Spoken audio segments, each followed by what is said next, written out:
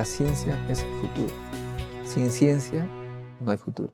Hola amigos, soy Modesto Montoya, director y conductor del programa Encuentro con la Ciencia, un programa que promueve la educación, la ciencia, la tecnología y la innovación y lo hace a través de entrevistas con los protagonistas de estos campos.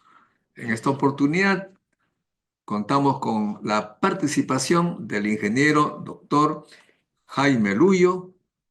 Ha sido decano de la Facultad de Electrónica de la Universidad Nacional de San Marcos, ex viceministro de Electricidad y, sobre todo, coordinador responsable del doctorado en energética de la Universidad Nacional de Ingeniería. Y precisamente nuestro tema en esta oportunidad es el balance energético. Bueno, balance energético, las políticas, todos los aspectos que tienen que ver con la energía en el Perú. ¿Qué ha pasado el año 2024? Entonces, gracias, estimado Jaime, por estar con nosotros una vez más. Apreciamos tu colaboración, tu conocimiento en este campo. Gracias, Modesto, por la invitación. Estoy siempre atento también a tus entrevistas de los diferentes sectores que tú, y vinculados a la ciencia y la tecnología que tú, digamos, promueves. Estoy a tu disposición como siempre. Gracias por la invitación. Muy bien, gracias a ti. Entonces, una de las cosas que mis amigos me preguntan, este asunto de la energía. En primer lugar, por ejemplo, la industria peruana, la empresa peruana, ¿qué porcentaje de la energía consume el transporte en sí? En fin, los sectores, ¿cómo se divide el consumo de energía y cuánto es la totalidad de energía en petróleo, en fin, ¿cómo es que ustedes en el ministerio lo dividían? ¿Qué sectores correspondían?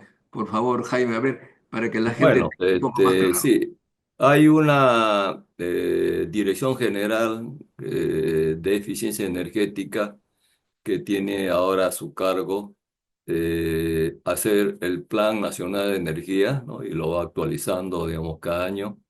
Y además también tiene la tarea de definir y actualizar digamos, en estos meses la política, nueva política energética, o actualizar la que existe, que, digamos, ha quedado un poco desfasada debido a los avances tecnológicos energéticos de los últimos años, y se proyecta, digamos, un mayor, digamos, avance, sobre todo, digamos, en la sector, en la zona de mayor consumo por el sector de distribución, ¿no? Donde las nuevas tecnologías están avanzando más rápido, como la red inteligente, incluyendo la inteligencia artificial aplicada a la electricidad, etcétera. Entonces, entonces nosotros siempre oficialmente eh, tomamos como referencia el balance nacional energético. Ahora, según el último balance publicado, que es el oficial, porque el que está, digamos, por publicarse todavía está en aprobación interna, ¿no? Bueno, en términos generales, lo que podemos decir que se mantiene todavía, ya de hace una década por lo menos, una estructura de la matriz de oferta de energía primaria, en la cual la última, que del año 2022, tiene alrededor de 75% de componentes de hidrocarburos, ¿no? Lo cual, digamos, seguimos dependientes, digamos, y notablemente de los hidrocarburos. Ese es por el lado, digamos, de la oferta energética primaria total, ¿no? Y respecto a lo que tú dices por sectores, efectivamente el sector que más consume energía es el sector transporte, del orden del 42%. Después el sector, los sectores industriales y mineros también tienen el orden del 30% y el residencial alrededor del 20%. Ahora, en términos, digamos, de energía, toda fuente de energía, ¿no? Las fuentes, digamos, secundarias como la electricidad y los hidrocarburos, para, digamos, actividades domésticas como digamos, la cocción, y, ¿no? De generar calor, se- ese por un lado. Y viéndolo ya en el lado, digamos, específicamente de la electricidad, ahí también, digamos, tenemos que la mayor participación la tiene el sector minero metalúrgico, o sea, digamos, más del 30%. Después el sector industrial, que es algo de cerca de 25%, y el sector residencial 20 y pico. O sea, esos son los mayores consumidores digamos, de electricidad. Y particularmente sería bueno también tomar nota de que en el sector, digamos, minero, su matriz, o sea, su torta energética, el 75% es electricidad y el resto son los diferentes combustibles que utilizan, ¿no? O sea que el mayor demandante realmente de energía eléctrica es el sector minero metalúrgico. Entonces, eso también es interesante tomarlo en cuenta porque está vinculado también a los precios, que en el caso peruano es el sector pues realmente que se está beneficiando del aporte, subsidio implícito, el precio especial del el gas de camisea para producción eléctrica. Y los pequeños consumidores, que es el sector justamente principalmente residencial, pues, pequeños comerciantes, industriales, son los que pagan, digamos, una tarifa más alta que inclusive los países vecinos que importan gas. Entonces, por eso es que uno de los logros que yo considero y hay que resaltar es de que hace 2 semanas ya, después de año y medio de que se aprobó, digamos, en la Comisión de Energía y Minas, por amplia mayoría, la modificación de la ley llamada de generación eficiente, la 28832, para que haya mayor competencia en el mercado regulado o el mercado de servicio público, porque muchos confunden el mercado llamado libre con el mercado, digamos, de servicio público que atiende a todos los peruanos, a toda la población, o sea, los 34 millones. Entonces, esa era nuestra preocupación, de que haya competencia. ¿Cómo? Que entren las tecnologías, como tú sabes, como buen científico, Modesto, a lo largo del tiempo las tecnologías van, digamos, entrando a su obsolescencia algunas y las nuevas van superando o van compitiendo con mayor eficiencia, digamos, debido a la investigación y desarrollo en ese campo. Entonces, estas tecnologías son pues justamente la llamada de renovables no convencionales, del sol, principalmente del sol, solar y eólica, ¿no? Y la idea era de que, digamos, que actualmente esas restricciones se levantaran para que puedan, para que el piso esté parejo, para que compitan todas las tecnologías, incluyendo las incumbentes, y de modo tal que, como tú también y todos también perciben y conocen, que cuando hay más competencia, el precio tiende a la baja, o sea, tiende a bajar. Entonces, ese es para mí, digamos, un logro a pesar de que hubo oposición de los gremios, digamos, del sector energía, con los gremios conocidos, inclusive de un sector estatal que es el FONAFE, que particularmente, y un grupo minoritario de parlamentarios. Por eso es que aprovecho tu programa también para hacer un reconocimiento a la gran mayoría de los sectores políticos del Parlamento que apoyaron esta decisión que va a ser importante, que va a favorecer justamente a los sectores que han estado teniendo, a mi criterio, un sobreprecio. Con esta medida va, digamos, a atender a la baja, digamos, del precio de la electricidad. Y solo un sector no apoyó, se abstuvo, que el sector, pues, digamos, un sector que ahora está muy atendido por los analistas políticos y también la prensa, ¿no? De APP, o sea, pero todos los demás sectores, y quiero reconocer eso, y también el trabajo el equipo técnico del Ministerio de Energía y Minas, del Viceministerio de Electricidad, particularmente el doctor Del Vistello, del director general de Electricidad, la asesora, digamos, del Viceministerio de Electricidad, la doctora Lisette López. Esos han sido, y con el equipo que se ha formado y se tiene digamos, en el Viceministerio de Electricidad. En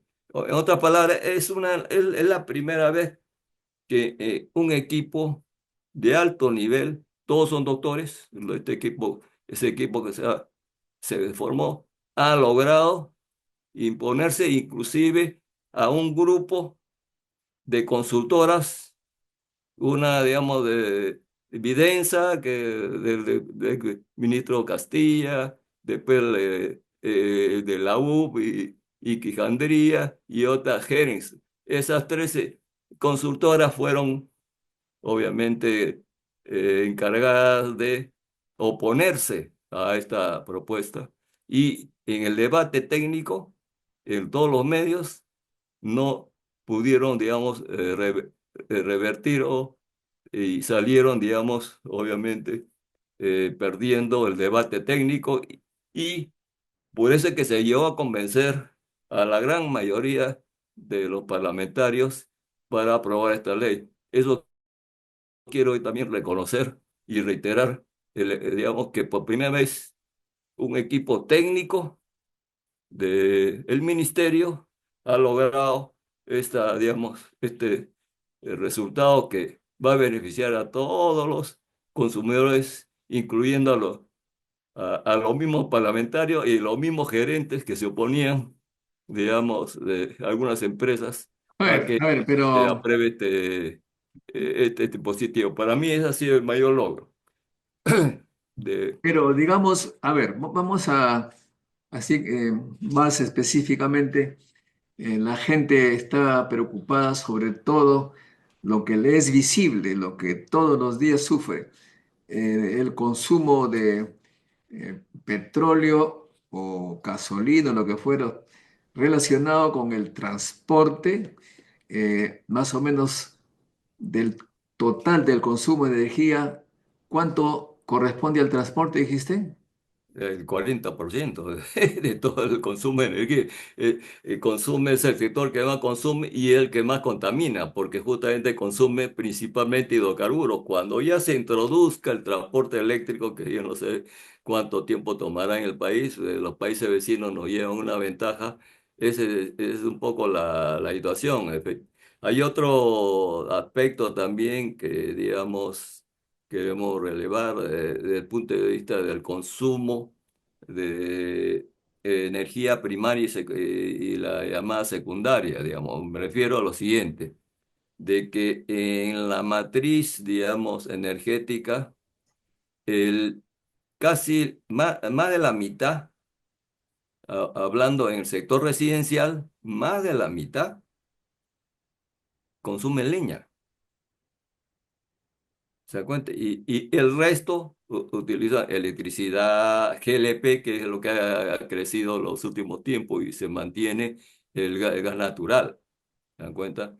Entonces, y eso es justamente el sector rural, que le hemos querido dar cuando yo estuve viceministro y también tuve un periodo que no fue corto, también como simultáneamente como viceministro de hidrocarburos, para atender. Acá, por ejemplo, acá tenemos, por ejemplo, esa tremenda imagen del transporte. Tú dices que el 30% del consumo de energía se va, 40, se va en el esto, 40 por ciento y la gran consumo de hidrocarburos, y es el sector que más contamina. Así es. pero eso significa que, a ver, quiero convencerme a mí mismo. 40% del total de energía del Perú se consume en transporte. Así es, de todas las fuentes, ¿ah? Considerando todas las fuentes, sí. Ese es una cosa, digamos, impresionante, ¿no? Digamos que, Claro, si nosotros vemos, y obviamente hay bastante, digamos, hay un aspecto de eficiencia energética.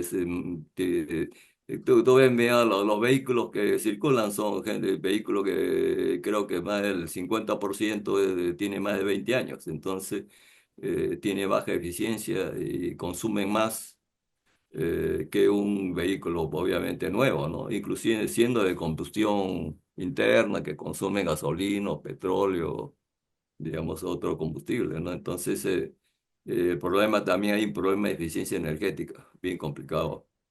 Es un poco la explicación también, porque cuando hablamos de consumo, ahí estamos, el consumo efectivo y las pérdidas, ¿no? O sea, tiene muchas pérdidas, digamos, para poder, digamos, realizar la actividad de movimiento, digamos, de transporte. Eso también, por eso es que consumen más de lo que, digamos, un vehículo de menos antigüedad consume, y obviamente los nuevos son mucho más eficientes, ¿no? Es otro factor. acá tenemos, por ejemplo, generación eléctrica, ¿no es cierto? Ajá. Es Entonces, de la generación una eléctrica, aceptación de transformación. sí, exactamente ya. En energía eléctrica, ok. Ahí, entonces, básicamente sería el 60% que se consume, y aquí tenemos la industria, ¿no es cierto? La industria, metalurgia, minas, etcétera, y el consumo popular de la gente. Ahí me dices qué porcentaje están. Como porcentaje, bueno. Es que ahora había que verlo, digamos, dentro ya digamos, del enfoque de la matriz eléctrica, ¿no? En la matriz eléctrica, ahí, digamos, hay una, digamos, distribución diferente que la matriz energética, que es todas las fuentes, ¿no? En la matriz eléctrica, como te menciono, digamos, los que más consumen son el sector minero metalúrgico, que algo de 35%, la industria algo cerca de 30%, y el sector residencial y alumbrado público 20, algo así, 20 y pico, ¿no? Esos son los mayores consumidores de electricidad, que justamente estamos hablando de eso. O sea Y, que y lo residencial es pequeño en comparación con lo otro. Exacto, es relativo ahora, porque lo que ocurre es que el desarrollo también, el desarrollo y bueno, es digamos, justamente la política de promoción del desarrollo de la industria minera por razones pues, económicas, que todos sabemos que la economía del país depende grandemente de los precios de los minerales como metálicos como el cobre, el oro, y que en estos momentos están en los precios de hace varios años ya, los precios más altos, digamos, de los últimos 20 años, ¿no? O sea, entonces hay mayores inversiones y mayor exportación, digamos, y mayor actividad, digamos, minera, metalúrgica, y eso, como repito, y su, digamos, matriz energética del sector minería, el 75% es electricidad.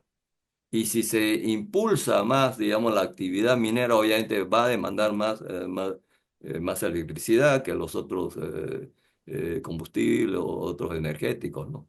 Entonces, esa es la explicación, ¿no? O sea, y por otro lado, como repito, digamos, además es un sector que ha estado beneficiado, no me opongo a eso, por supuesto, beneficiado por el subsidio implícito o el precio regulado de el gas de camisea para producción eléctrica.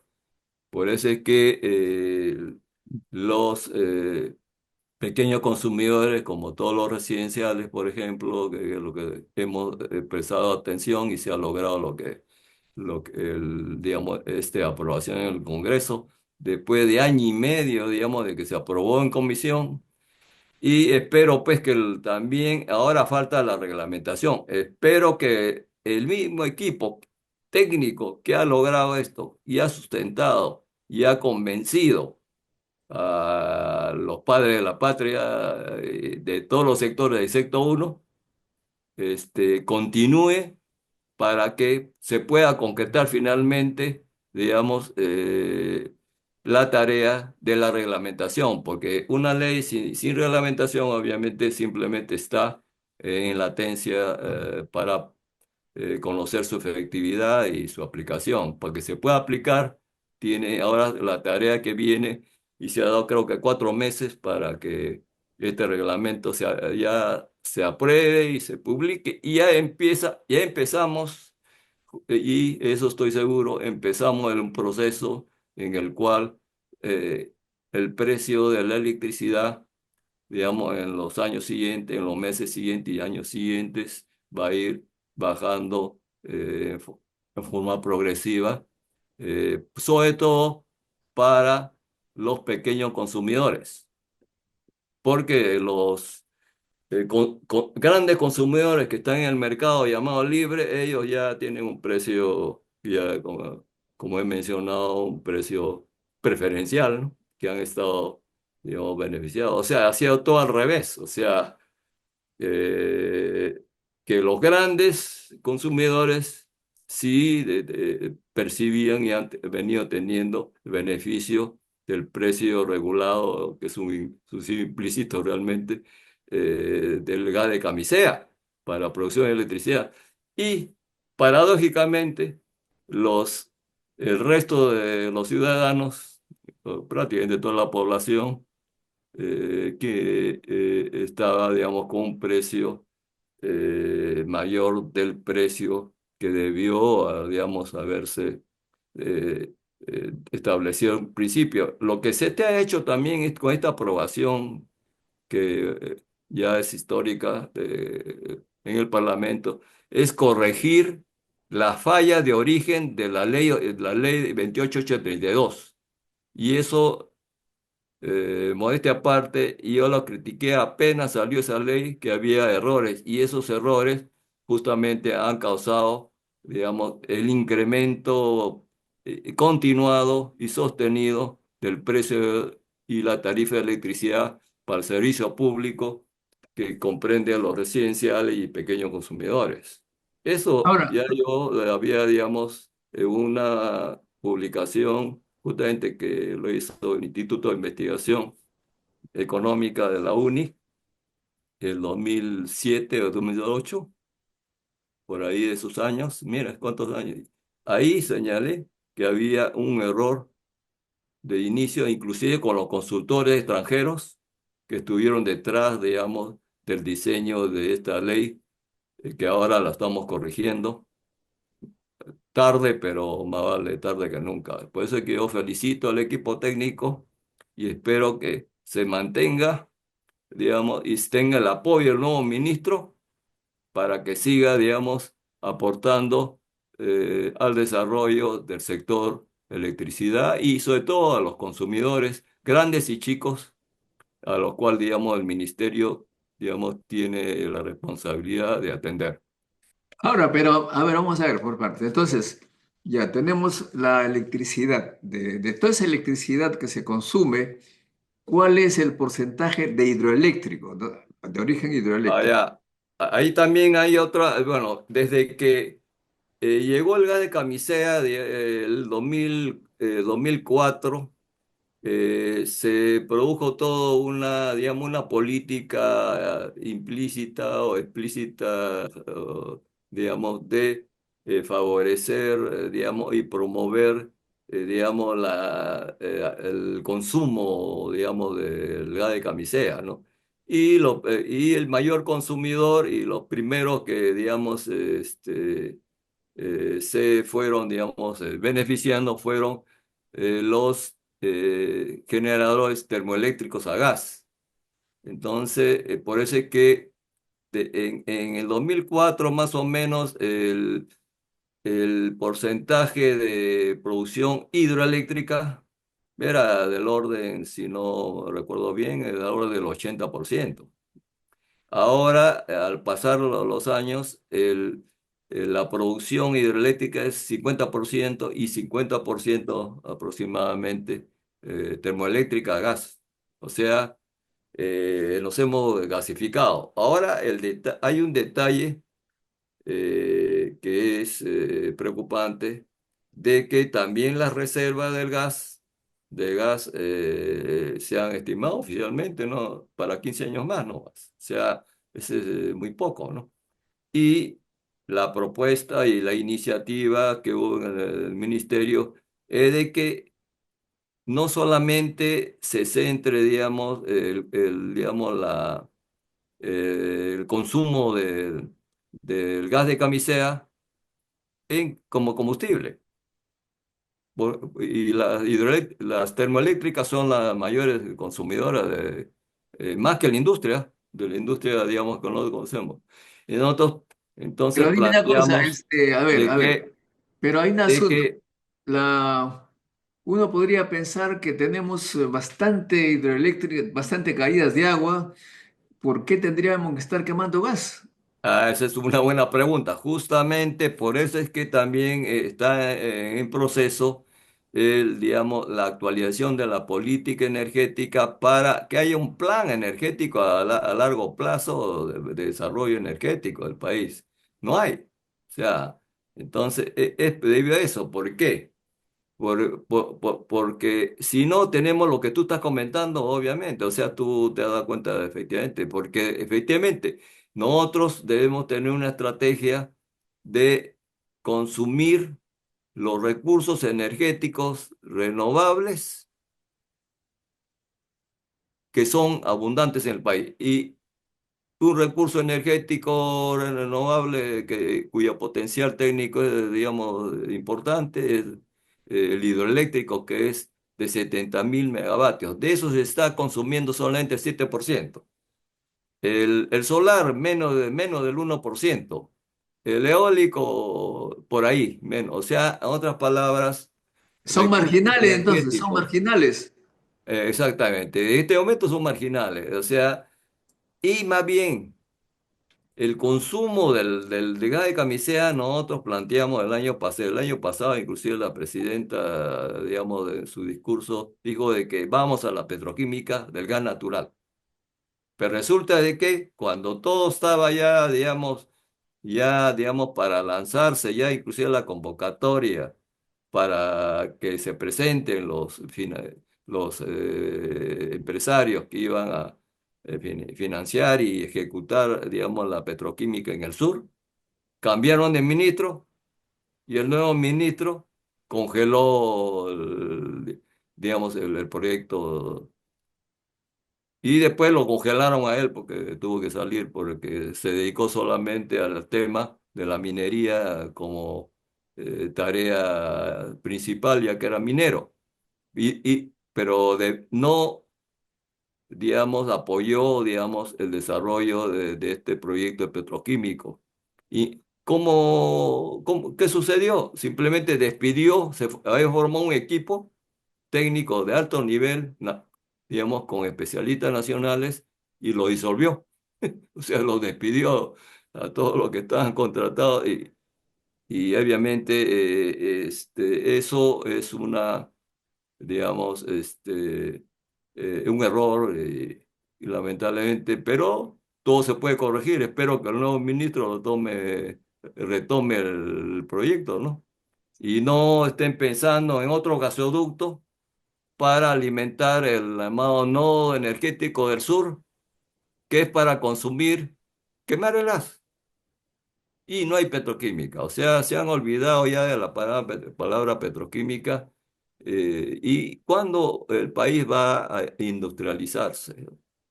Digamos, no hay una política ni una mentalidad en esa dirección, ¿no? O sea, simplemente nos estamos quedando, como muy bien comentaste, según los programas que tú, digamos, has estado desarrollando como primarios exportadores. O Ahora, sea, precisamente ahí solo estamos, exportamos ahí nada tenemos. procesado, nada que ni siquiera la parte de la metalurgia de los minerales, porque Chile, por ejemplo, sí tiene una etapa de un buen porcentaje de que exporta, digamos, cobre refinado. Acá eso me perdido, pues, porque ya no existe, pues, la Oroya y, digamos, otros, ni se ha desarrollado, digamos, plantas de refinamiento, solamente por ahí hay una en el sur, pero ese es muy poquito, no tiene mayor impacto, digamos, industrial, ¿no? Entonces, el problema del país también es que no hay una política de desarrollo industrial, digamos, en términos modernos, de desarrollo productivo. Cuando hablo de desarrollo productivo es de política industrial y los servicios vinculados. O sea, que no solamente es manufactura, por ejemplo, sino también en la cual entra pues la nueva tecnología, digamos, y la nueva, digamos, industrias del software, por ejemplo, del diseño, ingeniería, etcétera. Todo eso está vinculado, o sea, eso es producto de una política que tiene ya 30 años de concepción neoliberal. Ahora, los mismos países desarrollados, que los más liberales, ya ahora ya, digamos, ya han dejado de lado esa concepción y ahora ya tienen políticas explícitas de industrialización, empezando por Estados Unidos, ¿no? La ley CHIPS, justamente para competir con China. O sea, otras palabras, para que China no siga, digamos, acortando la distancia, ¿no? Este, y Europa, por otro lado, también ha hecho algo parecido. O sea, ya hay políticas de desarrollo productivo, llámese industrial, en los países que antes, digamos, hacían, digamos, lo contrario.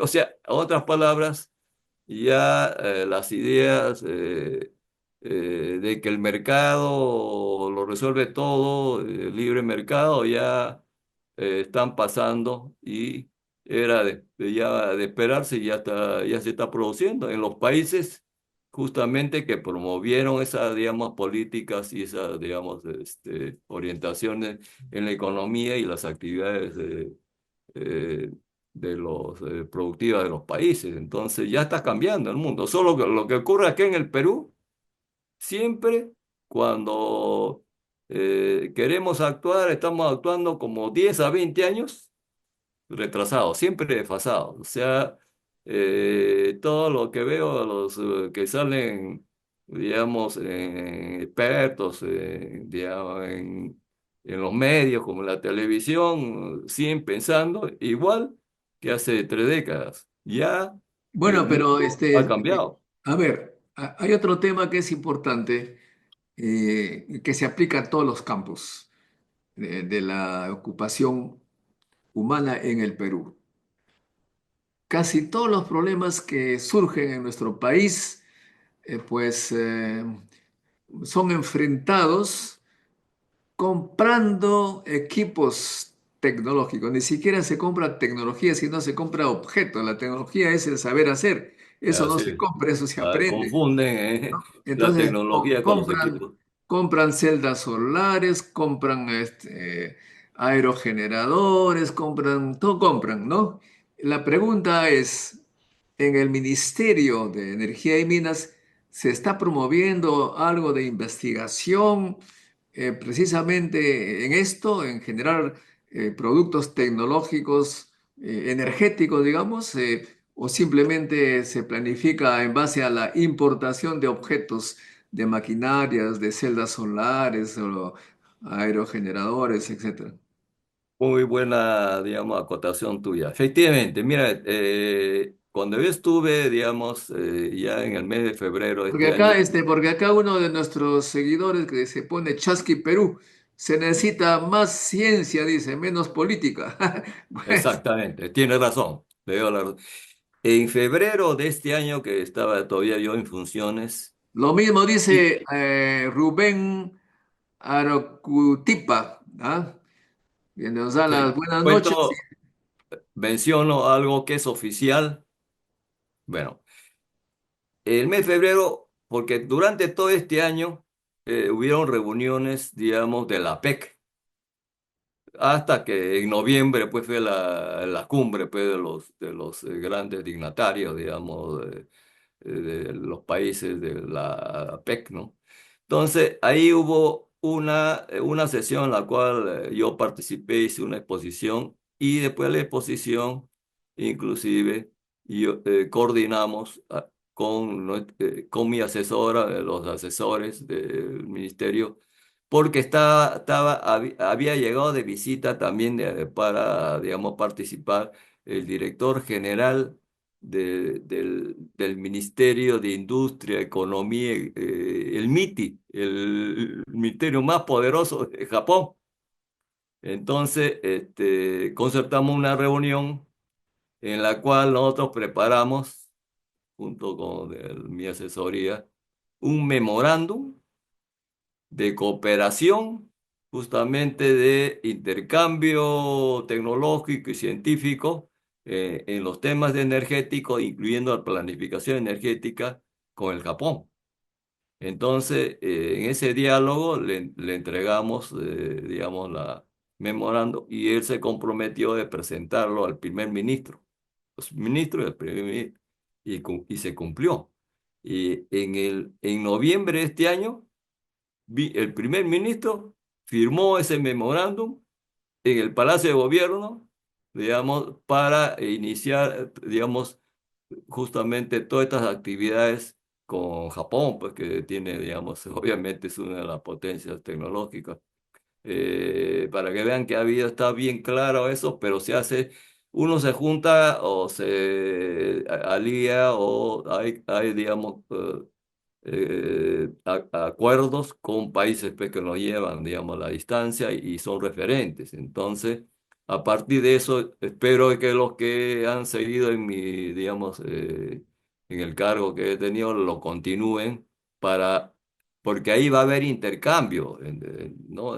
Van a venir científicos, tecnólogos, etcétera, para diferentes áreas, justamente para desarrollar la investigación y desarrollo. Y además eso también se toma en cuenta una vinculación con la academia, no solamente el ministerio, claro, los altos funcionarios tienen que actualizarse, etcétera, pero eso va a ser, digamos, también con cooperación con la academia y también el sector privado, o sea, la industria privada, o sea, el Estado, la industria y la academia, que siempre se habla, digamos, en los discursos, digamos, de algunos especialistas, pero nada concreto. Esto es algo concreto que espero que, digamos, se desarrolle adecuadamente en los siguientes meses y años, ¿no? Entonces, por ejemplo, ahí está una prueba concreta y una Ahora, realización, digamos, por lo menos del equipo técnico que yo reconozco y respaldo que debe continuar, digamos, eh, desarrollando estas actividades en el Ministerio de Energía y Minas, particularmente en el Viceministerio de Electricidad, que es el que tuve responsabilidad. ok, Eh, ahora hablemos de internacional, Jaime. a Eh, ver, los chinos están batiendo prácticamente todos los mercados en yes, celdas solares, producen las celdas solares más baratas, con mayor eficiencia. De paso, están haciendo autos eléctricos, baterías a litio y a sodio, en fin. están incursionando también en la energía nuclear, los reactores de cuarta generación. Los chinos pues están prácticamente pulverizando el mercado tecnológico y a tal punto que ha generado reacciones un poco curiosas en Estados Unidos. El campeón del libre mercado ahora está poniendo aranceles astronómicos. Europa tiembla, Alemania está en graves problemas porque China desde 1978 decidió aplicar a la ciencia, tecnología y educación. ¿Por qué nosotros seguimos todavía arrastrando las ideas coloniales? O sea, nos independizamos, entre comillas, de España, pero los que gobiernan desde esa época se siguen con esta mentalidad que los economistas premio Nobel de este año les llaman extractivistas. ¿A Así qué se es. debe esto? Bueno, efectivamente, ya estás, digamos, entrando a temas ya, digamos, estructurales y sobre todo, digamos, una herencia que debemos ya ir, digamos, desterrando, ¿no? La tendencia, primero, como yo también hice un comentario hace varios años sobre este tema, ¿no? En una publicación. Entonces, como vinieron digamos, del extranjero, digamos, San Martín, Bolívar, etcétera, este, a, digamos, la gesta emancipadora, la población piensa de que todas las soluciones vienen de afuera. O sea, el Mesías va a venir, no puede ser peruano. Ahora, eso viene pues justamente, y ahí le doy responsabilidad a los historiadores, porque los historiadores han relevado a figuras pues que también no se le puede desdeñar también su mérito, ¿no? Pero han dejado de lado a los peruanos, porque finalmente quienes, digamos, intervinieron en cantidad y también calidad, la gran mayoría, digamos, de los componentes del ejército han sido peruanos. Los pobladores, los campesinos, y también militares y ideólogos y políticos también peruanos que han contribuido, como Sánchez Carrión, digamos, por ejemplo, y otros más que deberían tener un busto junto a Bolívar y a San Martín, porque sin ellos no se logra, digamos, el resultado de Ayacucho, ¿no? Eso, por ejemplo. Entonces, eso lo han ido manteniendo a lo largo del tiempo, ¿no? Lo mismo sucede con la parte tecnológica. Si los tigres del Asia hubieran pensado como pensamos nosotros, no estarían en el nivel que están ahora. Los chinos también.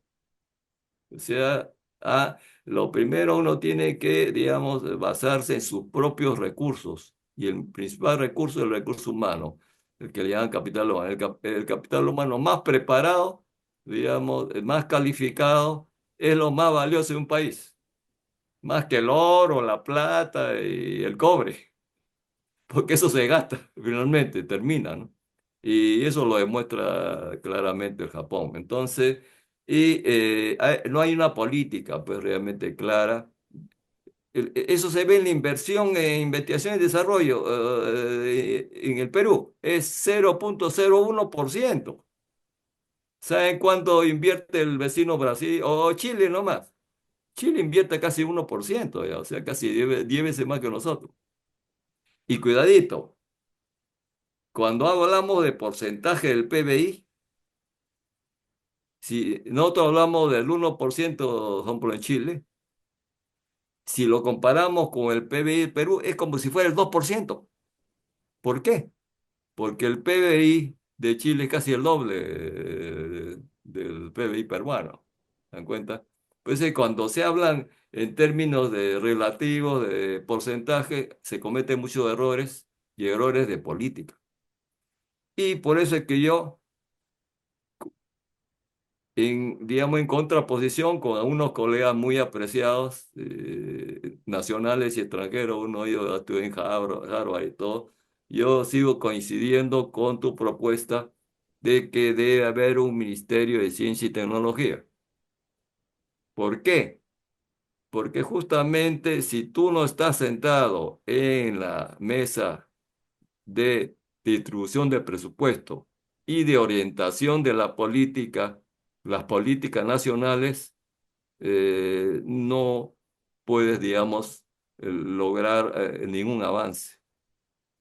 Ese es un poco, por ejemplo, digamos, Concitec primero estaba en un ministerio, después fue en una oficina del Ministerio de Educación, hay veces, ahora ha subido a la PCM, pero realmente es un ente ejecutor, digamos, de la política, digamos, del gobierno, ¿no? O sea, no es un ente que decide. Simplemente, digamos, cumple con las funciones de implementar, pero las políticas que inclusive no lo define el mismo CONCITEC. Pero si hubiera un Ministerio de Energía, perdón, de Ciencia y Tecnología, ahí están las políticas, digamos, ahí se definen las políticas, y esa es su función del ministerio, son las políticas, digamos, Claro, del sector. en eso estamos Digamos, claros, pero eso es lo que falta, pues, ahora, lamentablemente. acá Germán Avelino, perdón, Carmen Avelino dice, bueno, se sabe esto por las noticias, actualmente hay un problema muy fuerte con la producción de automóviles en Alemania.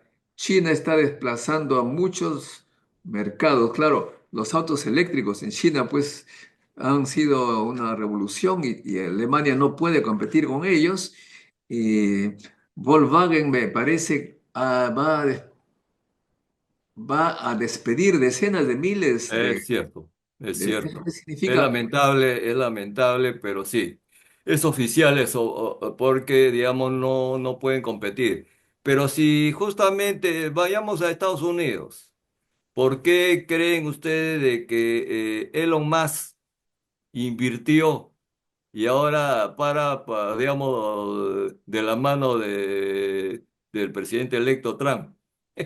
¿Por qué? Porque justamente es una cobertura con los aranceles que le va a aplicar a la importación de mercados eléctricos para que Trump Elon Musk no quiebre y tenga el mercado cautivo de Estados Unidos, que es grande, pues, ¿no? Y con gente con capacidad adquisitiva. Entonces, ese es un indicador claro, ¿no? O sea, no es que ambos se sienten simpatía, digamos, mutua, pero yo creo que hay interés mutuo. Bueno, Trump, o digamos, Elon Musk invirtió, pues, más de $200 millones para la campaña del presidente electo, pero no era gratis, ¿no? O sea, es difícil entender que un empresario done a cambio de nada, ¿no? O sea, eso, y esas cantidades, bueno, aunque Elon Musk tiene miles de millones de dólares como fortuna, pero de todas maneras $200 millones no es poca cosa.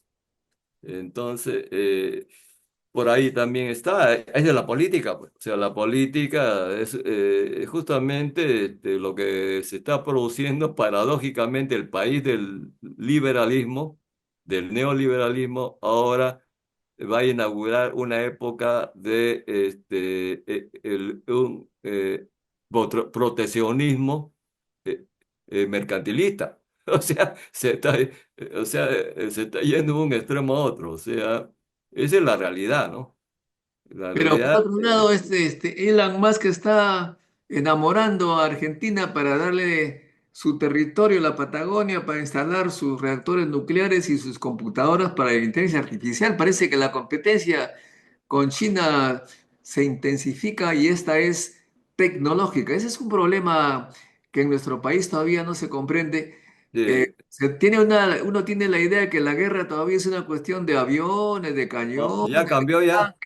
cuando la guerra está en el aspecto tecnológico, donde se producen los mejores cerebros, Económico, etcétera, ¿no? económico y tecnológico. sea, la guerra por el lado económico es los aranceles. Y tecnológico justamente es para, digamos, desarrollar y difundir su tecnología en países, en otros países. Otra palabra, instalar, pues, digamos, lo que quieren instalar digamos, su fábrica o su centro de procesamiento de datos, que ahora es uno de los mayores consumidores de energía eléctrica de todos, son los centros para la inteligencia artificial y todas las, digamos, tecnologías modernas, se requiere mucha electricidad, mucha energía. Ahora Y mira, aquí tenemos algunas preguntas, dice Josué Poma. Tengo entendido que el boom no son los autos eléctricos, sino que son los híbridos, aunque es cierto que los eléctricos están subiendo más en sus ventas. Bueno, eso no se entiende. De todas maneras, los eléctricos bueno, están... los híbridos para el caso peruano, sí es cierto. Pero con países que tienen mayor capacidad, digamos, adquisitivas, la población, obviamente, el eléctrico se sigue imponiendo. Pero el país, una primera etapa, es ahí un estudio, una tesis doctoral, va a ser híbridos por realmente la capacidad adquisitiva de la población, ¿no? Esa es un poco, digamos, la diferencia. Acá tenemos otra pregunta. Bueno, Casa GLL. ¿Cómo ve el Perú de acá a 5 años en el aspecto de la electromovilidad y las energías alternativas, o también en el aspecto nuclear? ¿Cuál sería tu respuesta? Eso es una pregunta múltiple. Bueno, ya en cierta forma, digamos, la parte, digamos, de la tecnología, pues, en el caso de los autos, va a ser una tendencia, pero en nuestro país, como repito, todavía va a ser lento, ¿no? Va a empezar y de hecho actualmente es así. Son híbridos, pero después de acá, yo, al 2030, yo creo que ya va, digamos, a acentuarse más la tendencia a la adquisición y difusión de la movilidad eléctrica, ¿no? Ahora, en el campo nuclear, ahí hay, pues, digamos, obviamente toda una problemática, ¿no? Eh, si bien es cierto que como toda tecnología va progresando ahora, hay, digamos, plantas nucleoeléctricas modulares. ¿Qué quiere decir eso? Que son, antes, digamos, hace 10 años, no podía uno instalar una planta nucleoeléctrica menos de 1000 megavatios, porque no era viable, pues, digamos, técnica y económicamente. Ahora sí ya pueden llegar hasta inclusive hasta 100 megavatios, creo. Eh, pero la pregunta que le hice yo a mi buen amigo y colega Mario Mayaypoma, y le dije, mira, Mario, también, digamos, puede llegar el momento de instalar una planta nucleoeléctrica en el país, no sé cuándo, pero pronto lo va a hacer, pero, y te digo por qué también. Le pregunté, digamos, sí, ¿cuánto científicos, ingenieros nucleares y técnicos, tecnólogos, necesitaría una planta nucleoeléctrica modular que tú estás hablando, objetivamente? Bueno, me dijo, ju- digamos, juntando todos estos, pues un gran equipo y con especialidad en núcleo de electricidad, no solamente nuclear. Entonces, unos 100 me. Ya le dije, entonces, ¿cuántos ingenieros nucleares tenemos acá en el Perú? Ese es el problema. El problema, volvemos a lo mismo, ¿no? Es el Ok, capital ahora, humano. O acá sea, hay si una no pregunta. tenemos, no, tenemos que formar primero, digamos, al capital humano, al quiénes van a operar, quiénes se van a encargar porque la tecnología nucleoeléctrica es la más complicada de todas para producir electricidad. Se necesita gente de mucho, digamos, nivel, digamos, de capacitación. porque tiene, digamos, muchas partes y fases bastantes riesgosas. O sea, el problema es garantizar la seguridad de la operación, digamos, normal de una planta de este tipo. Es un poco lo que puedo comentar respecto a esta. Ok, aquí también hay otro que habla de que bueno, el que está haciendo la pregunta o la opinión es alguien que se pone función de X, F de X. El día que el Perú enfoque su esfuerzo en mejorar la calidad educativa en todos los niveles, solo así se podrá acariciar el maravilloso mundo científico, tecnológico e innovador a futuro. De lo contrario, el Perú seguirá viviendo en la era de la caverna. Bueno, efectivamente, hay personas que, tú sabes que nosotros somos un país, o de repente todo el mundo lo es, se ideologiza, es así fanático, ¿no? Entonces siempre quieren decir que el capitalismo es lo que hace funcionar las cosas y que si China está como está es porque abrió sus fronteras a la inversión extranjera. Bueno, nadie está cerrada a la inversión extranjera, pero para recibirla lo mejor es tener cuadros, como dice función de X, ingenieros de buena calidad, técnicos de buena calidad, bien educados para que las inversiones que vengan sean inversiones en aplicaciones tecnológicas como lo hicieron en China. Llegaron las grandes empresas, los chinos ya estaban preparados para producir autos eléctricos, baterías de litio, etcétera, y como estaban bien preparados, ellos avanzaron en ese campo, superaron a los que le llevaron el tema porque investigaron y así funcionó y ahora es una potencia, pues indiscutiblemente parece que ya la primera potencia. O sea, volvemos al tema, como dice función de X, primero la educación y ahí la inversión será bien recibida, bien aprovechada y seguirá para impulsar. Pero si nosotros vamos a poner así, digamos, una cosa exagerada para que se entienda mejor, pero si nosotros no salimos de la época del primitivismo tecnológico, somos primitivos. ¿Qué inversión va a venir acá? Y será pues la inversión para llevarse los minerales, como siempre. De modo que hay que pensar en eso. Por eso este programa tiene esa obsesión. Promueve la educación, la ciencia, la tecnología e innovación. Generar técnicos, ingenieros, científicos de primera calidad. Y ahí bienvenida todas las inversiones extranjeras. Por supuesto, ahora obviamente no podemos deshacernos de ellos, las necesitamos para sobrevivir, pero se vienen a llevar por los minerales crudos, entre comillas, y nos dejan unos cuantos reales por ello, pero eso no nos permite Pero vivir. también eso, claro, obedece toda una política también de desarrollo industrial, digamos, efectivamente, plenamente Bueno, contigo. Deng ¿Cómo va a Xiaoping, tú haber sabes, Deng transferencia Xiaoping envió, tecnológica? Deng Es que Xiaoping, uno se entiende que la transferencia tecnológica es traer equipos con alta tecnología y los están acá, ¿no? La transferencia tecnológica es de cerebro a cerebro. efectivamente, Y este Deng nuevo cerebro, Xiaoping, es acuérdate como que los Deng japoneses, Xiaoping, ¿no? Los japoneses también copiaron a los norteamericanos y otros a los alemanes también, ¿no? O sea, una vez que lo aprendieron, entonces lo reproducieron, lo achicaron y achicaron el precio y barrieron el mercado de la electrónica doméstica en Estados Unidos inclusive, ¿no? Incluyendo ahora también en la parte, digamos, digamos, de los autos también, los autos japoneses también están circulando allá.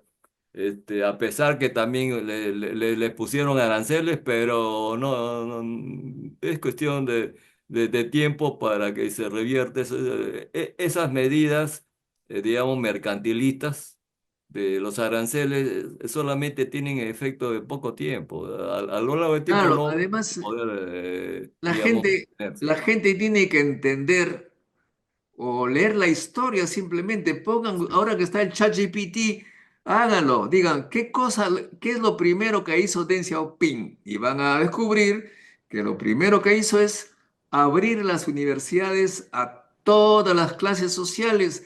Antes estaba solamente, entraban los del miembro del Partido Comunista, los amigos, etcétera.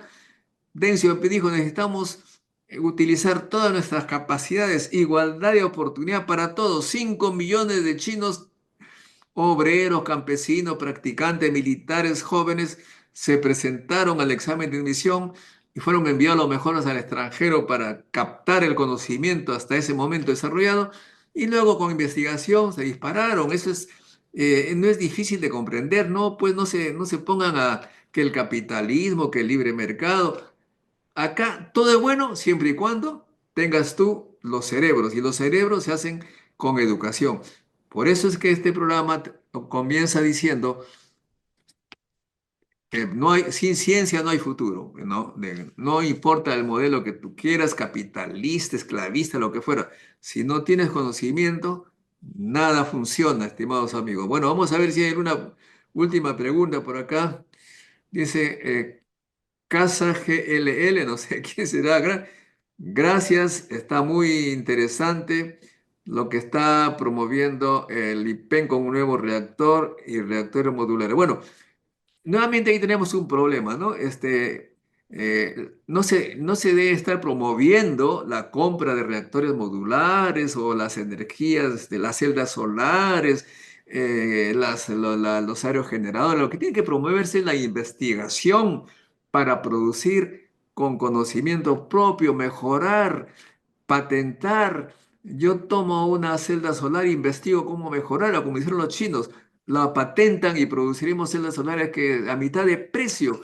De lo contrario, estamos en lo mismo. Pues tú puedes comprar, si quieres, si tienes plata, puedes comprar una nave espacial o una computadora de inteligencia artificial. Eso no te hace mejor. Te hace un comprador, no más, nada más. Por eso, repetimos, necesitamos educación, ciencia y tecnología y no estar siempre pensando en qué comprar. Hay un presidente que se consideró casi genio porque compró vacunas, caray, como si que comprar fuese una gran cosa. Lo bueno está vender vacunas, investigar y vender vacunas.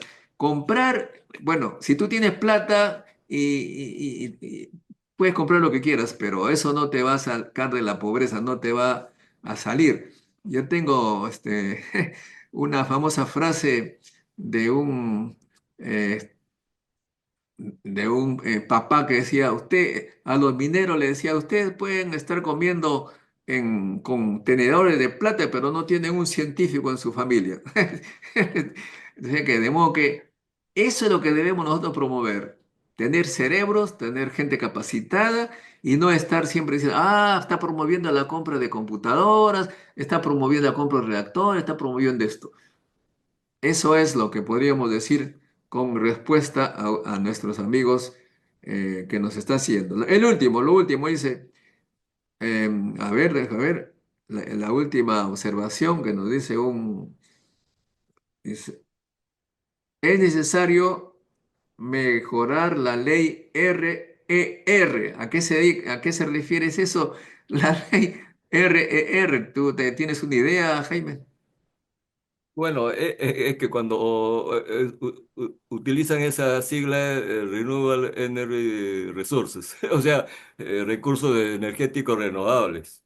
Ah, Bueno, eh, bueno, renovar, justamente la ley esta que se ha aprobado es para justamente promover la competencia con la nueva tecnología de la red, pues. Justamente. Pero ahí, digamos, no se discrimina ni una tecnología. Todas las tecnologías incumbentes, de las termoeléctricas, las grandes hidroeléctricas y las nuevas, digamos, tecnologías RER que compitan. O sea, simplemente, digamos, eso y van a ver resultados que debe beneficiar a todos, no a un sector empresarial termoeléctrico o los exportadores de gas. O sea, el asunto está de que el gas se está agotando y siguen exportando. O sea, es un contrasentido, ¿no? miren el espejo nomás del vecino Bolivia. Bolivia, por su economía, fue gasodependiente de las exportaciones a Brasil y Argentina. Y ahora, Ujú. ahora ya, digamos, no tienen, inclusive, están teniendo problemas para abastecerse su propia población. O sea, ese también falta de planificación y estrategia, pues, de desarrollo energético. Eso es un mal ejemplo que no debemos seguir. Pero parece que hay gente que le gusta, digamos, que le agrada el negocio inmediato y allá los que se quedan y se van a otro país, pues, digamos, donde tienen sus inversiones también o guardados sus ahorros y allá los que se quedan, ¿no? Eso no, tampoco, no debe ser así, ¿no? Bueno, entonces hay que promover pues la generación de conocimiento. Y vamos a ver, no sé si alguno de los seguidores maneja estas tecnologías, nosotros lo podemos hacer, pero también debe colaborar. El conocimiento que han generado los institutos públicos de investigación, tenemos el INGEMET, el INICTEL, el IGP, el IPEN, el INIA, el IAP, etcétera, etcétera. ¿Cuántos artículos científicos Scopus han publicado en el 2024? ¿Cuántas patentes han tenido en 2024? Si no tienen mucho, significa que francamente no son institutos eh, públicos de investigación, sino simplemente son empresas técnicas para brindar servicios que lo puede brindar cualquier organización privada. A ver si alguien nos dice cuántos artículos o patentes han publicado estos centros. Ese es un desafío para todos ustedes. Bueno, estimado Jaime, gracias por tu participación. Estaremos haciendo en este canal el balance en diversos campos. Vamos a ver si tenemos un experto que nos haga una también, por supuesto, Jaime lo puede hacer, pero no hay que sobrecargarle trabajo. Un balance de la educación, la política educativa, qué cosas se ha avanzado. Parece que no hemos avanzado mucho, estamos retrocediendo, pero en fin. Gracias, Jaime, ha sido un placer escucharte. Gracias, amigos. No se olviden, el 2 de enero empieza el Encuentro Científico Internacional del 2 al 4. Del 2 y 3 es virtual y el 4 sábado es en la Universidad Ricardo Palma. Vayan allí, es gratuito y tendrán su certificado y sobre todo se comunicarán con los científicos que desafortunadamente los hemos dejado ir. A propósito, Jaime, alguien preguntaba de la electromovilidad. La Universidad de Ingeniería tenía un experto, tú lo conoces muy bien, Sally Rosas, experto en Ah, sí, investigaciones sí, en la electrónica de potencia, sí, sí, sí, sí. que es una disciplina crucial para el desarrollo de estos campos, pero digamos, el estatuto, las normas de la UNI, que no parece que fuese una norma de una universidad técnica, no le permitió ascender, porque para ascender en la UNI se requería que tenga cargos administrativos, o sea, estos que se logran con política, nombramiento. Y como no tenía esos puntos, no pudo ascender a principal. Bueno, no se enojó, el ingeniero Sally Rosas simplemente aceptó una oferta que le hizo Francia y ahora está feliz allá con su familia, sus hijos, digamos, teniendo una buena educación y nosotros hemos perdido un gran científico, un gran ingeniero y ese es el ejemplo que nos muestra claramente que todavía no hemos comprendido el valor del conocimiento y seguramente estaremos contentos cuando alguien compra una máquina del exterior sin más ni más. Gracias pues. Ojalá Sí, que sí, podamos. Modesto, un poco, un paréntesis nomás. Conozco el caso específico porque fue profesor y asesor de tesis en el doctorado que yo estaba dirigiendo. Y realmente, en resumen, no ascendió por ciertas malas autoridades, ¿no? Que no quisieron, digamos, atender sus reclamos, que eran, y, conversó conmigo que eran correctos, la razón estaba de su parte, sino que estas autoridades tenían a otro candidato que no tenía las calidades porque eran de su simpatía, etcétera, la plaza. Eso ha sucedido con él y con otros más que, bueno, es larga, un poco larga la lista. Lamentablemente eso ha estado sucediendo en la uni. O sea, los mejores, inclusive los más promisorios, como este joven profesor Sally Rosas, Eliazar, se han ido perdiendo. Hoy no se han ido, que, bueno, por lo menos se han quedado en Perú, se han ido a la universidad El privada, Perú ha se han ido perdido, a el la Perú universidad privada es, otros. ¿no? El Perú Entonces, pierde y bueno, pierde. realmente así, de esa manera, pues no saldremos de nuestra Sí. situación, No, y como como dicen los indicador psicólogos. adicional, disculpa que te interrumpa, Modesto, disculpa, que no solamente se ha ido Sally Rosas a, digamos, a trabajar a Francia, sino se ha ido como profesor. Para entrar, tú sabes, para ser profesor de una universidad del nivel en la cual tú has estudiado también, cualquiera, ¿no? No entra de frente. Eh, o sea, he entrado como profesor y no en la categoría básica, en la categoría ya intermedia. O sea, que está en correlación con su edad, inclusive. O sea, él va a hacer una carrera, me parece muy interesante allá. Lamentablemente lo hemos perdido. O sea, Ese eso es lo es, que está sucediendo y sucede en la uni, lamentablemente. Esa es una buena oportunidad para decirle a los jóvenes, la mejor carrera que hay en este momento es la de ciencia y tecnología porque te hará libre. Y si no te quieren en tu país, el mundo te busca, te da todos los privilegios que uno puede imaginar. Lo conozco, sé muy bien cómo es en el extranjero a un científico, a un ingeniero, lo tratan como tal y no ocurre acá cuando hay pues las argollas, la política, los votos, etcétera, etcétera, que conocemos todos. Con ese tipo de cosas el Perú no va a avanzar y por eso es que nosotros estamos luchando contra corriente con este canal que promueve la educación, la ciencia, la tecnología y la innovación con igualdad de oportunidades. Ahora sí, Jaimito, nos vemos. Hasta pronto. Chao, chao. Mejor año 2025, Modesto, para ti, tu familia y todos tus seguidores. Gracias. De igual manera, hasta luego. La ciencia es el futuro. Sin ciencia no hay futuro.